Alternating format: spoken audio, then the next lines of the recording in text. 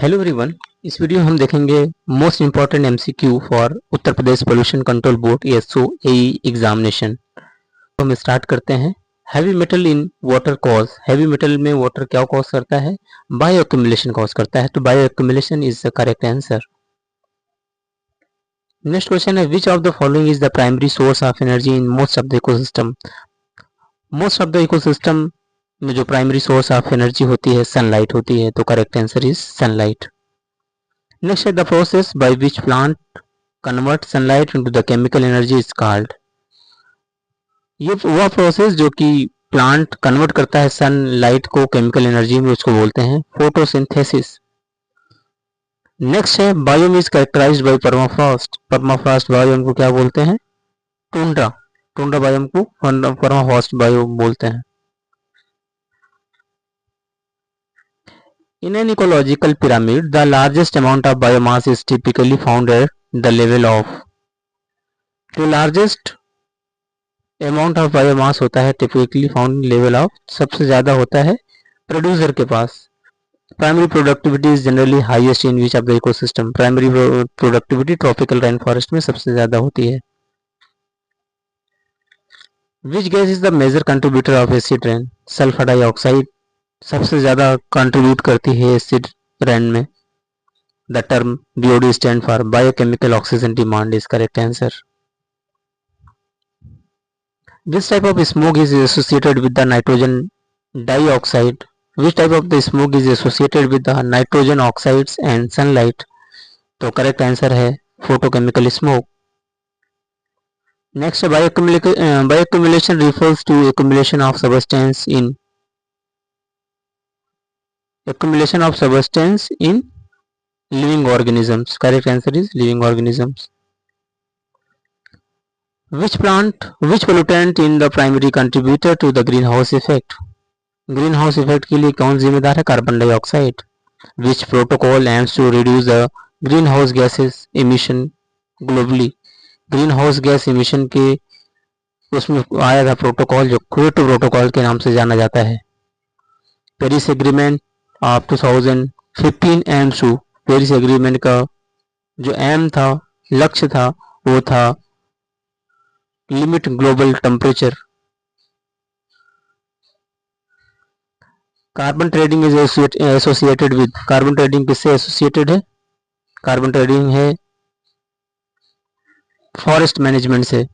और inter government panel on climate change is establish in by, ये जो है हमारा UNEP एंड WMO से है। सॉरी, जो कार्बन ट्रेडिंग है वो ग्रीन हाउस गैस इमिशन से है, और inter government panel climate change establish in the UNEP and WMO। Which green house gas is the highest global warming potential? सबसे ज़्यादा ग्लोबल वार्मिंग पोटेंशियल अगर देखा जाए तो नाइट्रोजन डाइऑक्साइड का है, सॉरी मीथेन का है। इस दोनों ऑप्शन में मीथेन सबसे ज़्यादा ग्लोबल वार्मिंग पोटेंशियल है। EIA primarily assessed the, EIA में हम प्राइमरली असेस करते हैं environmental impact of project.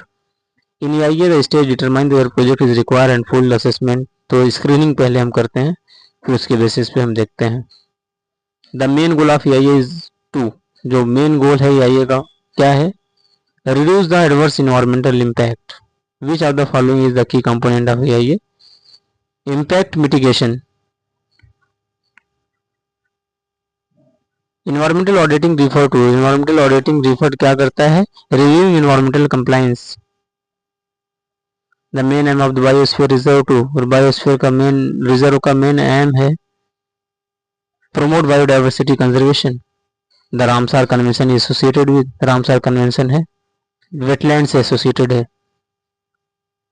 In situ conservation is, in situ conservation क्या है? इन सिटू कंजर्वेशन हमारा जब जहाँ पे हम हमारी स्पीसीज है उसके नेटिव प्लेस पे अगर हम कंजर्व करते हैं वो इन सिटू कंजर्वेशन कहलाता है। जैसे conservation of species in their natural habitat is correct answer. और नेक्स्ट है the endangered species in India. तो इंडेंजर्ड स्पीसीज जो इंडिया में है रेड पांडा है। Biodiversity hot spot is characterized by, biodiversity hot spot ऐसी जगह को बोलते हैं जहाँ पे हाई स्पीसीज डाइवर्सिटी है, हाई एंडेमिज्म। ऐसी स्पीसीज जो कि बहुत सब जगह नहीं मिलती हैं, वो बायोडाइवर्सिटी हॉटस्पॉट पे मिल जाती हैं। The main focus of forest conservation act of 1980 is to, main focus forest conservation act का था prevent deforestation. The Montreal protocol is associated with, Montreal protocol किससे एसोसिएटेड है? Montreal protocol ozone layer protection से related है। The wild life protection act was enacted in which of year? 1972 में wild life protection act आया था। The Montreal protocol is associated with, ये तो हो चुका है। The environmental protection act 1986 was enacted, तो ये हुआ था आफ्टर भोपाल गैस ट्रेजेडी के बाद, 1986 में भोपाल गैस ट्रेजेडी के बाद एनवायरमेंटल प्रोटेक्शन एक्ट में आया था। Which agency responsible for the implementation of the environmental regulation in India? कौन सी एजेंसी रिस्पॉन्सिबल है एनवायरमेंटल रेगुलेशन के लिए? Central pollution control board. Excessive nitrogen in water bodies lead to, excessive nitrogen अगर water body में हो जाता है नाइट्रो तो यूट्रोफिकेशन कॉज करता है। Which of the following is indicator of the water pollution? ब्यूडी वाटर पॉल्यूशन का इंडिकेटर है।